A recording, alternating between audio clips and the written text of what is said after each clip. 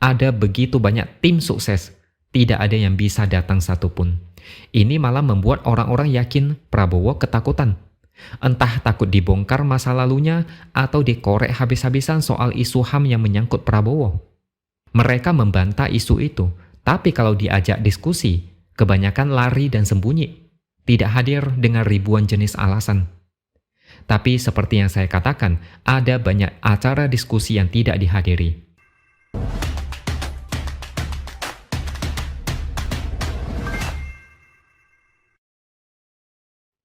Halo, bertemu lagi dengan saya, X Hardy di Opini Seaword. Pada hari Jumat kemarin, ada satu acara yang bertajuk Menakar Implementasi dan Proyeksi Hak Asasi Manusia atau HAM di Pemilu 2024. Acara ini digelar oleh Ditjen Kementerian Hukum dan HAM. Ditjen HAM mengundang semua perwakilan dari 3 capres-cawapres.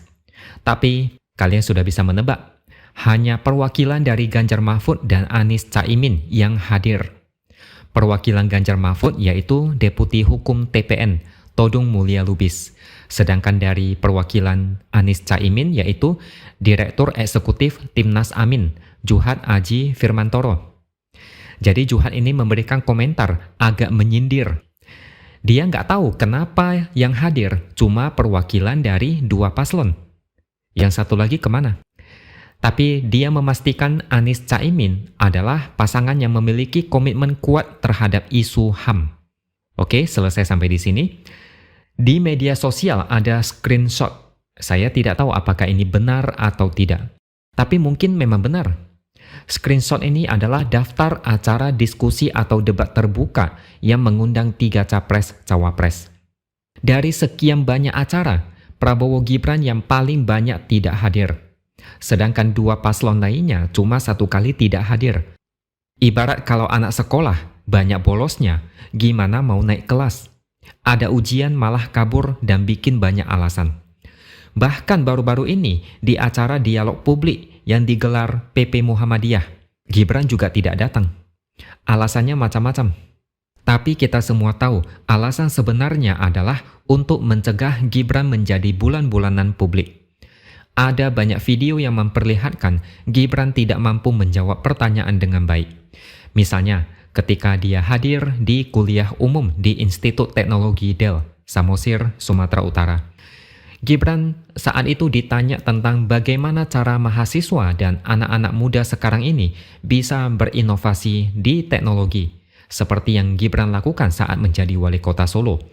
Misalnya, pembangkit listrik tenaga sampah. Mau tahu Gibran jawab apa?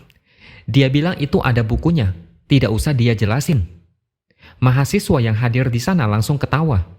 Lalu Gibran menjawab, pembangkit listrik kan ada sampahnya, menghasilkan listrik 8 megawatt. Intinya dari mesin ini, dari sampah jadi listrik dan bla bla bla. Kelihatan jelas Gibran sangat gugup. Ditanya soal inovasi, jawabnya inti pembangkit listrik dari sampah. Itu pun katanya ada di buku. Jadi lain kali, kalau kalian mau tanya tentang apapun kepada Gibran, lebih baik tidak usah. Lihat saja di buku, Google atau sumber lain di internet, tidak usah dijelasin. Mungkin ini sebabnya Gibran saat ini sebisa mungkin diproteksi.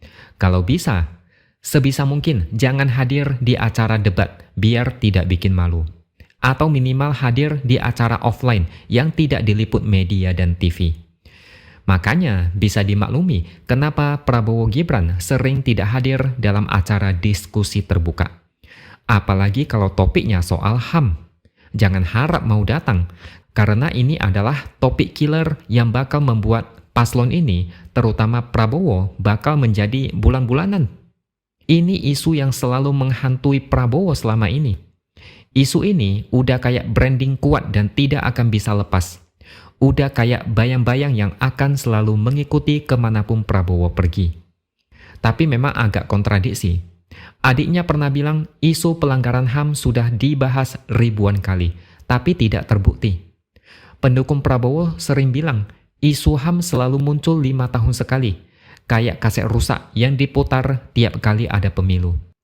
Mereka malah mengejek, apa tidak ada isu lain untuk menyerang Prabowo? Kalau memang tidak ada bukti dan merasa tidak bersalah, Kenapa tidak hadir di acara yang membahas tentang HAM? Seharusnya buktikan dengan cara mendatangi acara itu dan berani ditanya.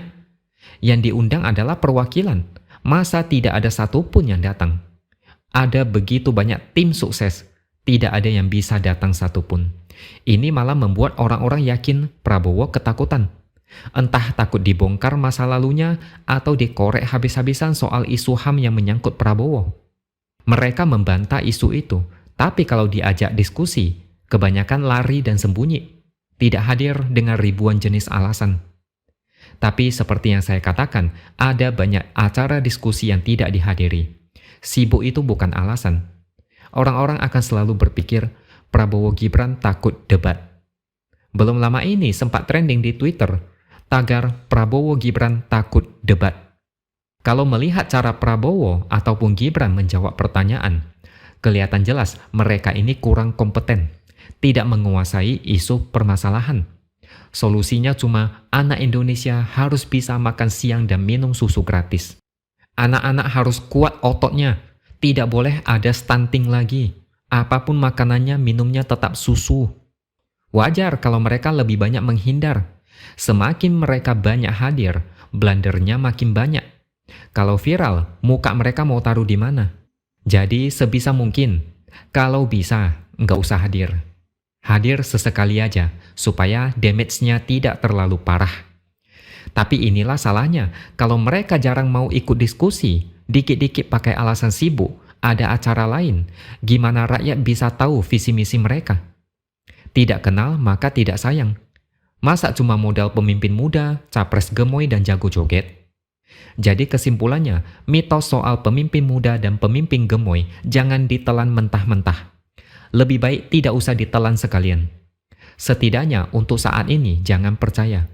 Pemimpin muda yang ada saat ini apakah bisa jadi panutan dan teladan? Di saat dia bisa seperti sekarang karena bantuan dari utak-atik aturan?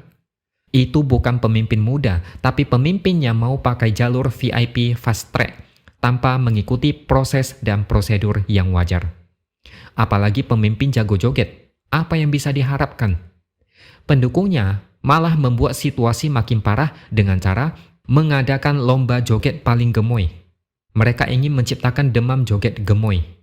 Jelas sekali mereka mau menjaring dukungan dari generasi Z lewat joget-joget tidak jelas. Bahkan ada satu menteri, kerjanya entah apa, malah bikin postingan yang menyatakan pendukung Blackpink dan BTS siap dukung Prabowo Gibran dan menang satu putaran. Memang tetangga sebelah ini makin lama makin ngaco. Benar sekali apa kata Ahok belum lama ini. Pilih pemimpin jangan main-main. Ini bukan soal belajar atau coba-coba. Ini negara dipertaruhkan untuk menjadi negara maju di tahun 2045. Mana boleh kita kasih ke orang yang coba-coba. Yang satu belum berpengalaman. Yang satunya lagi punya banyak pengalaman kalah di Pilpres. Oke, sampai di sini dulu opini dari saya. Subscribe channel ini supaya makin berkembang dan jangan lupa tuliskan komentar Anda. Terima kasih sudah menonton dan sampai jumpa lagi di lain kesempatan.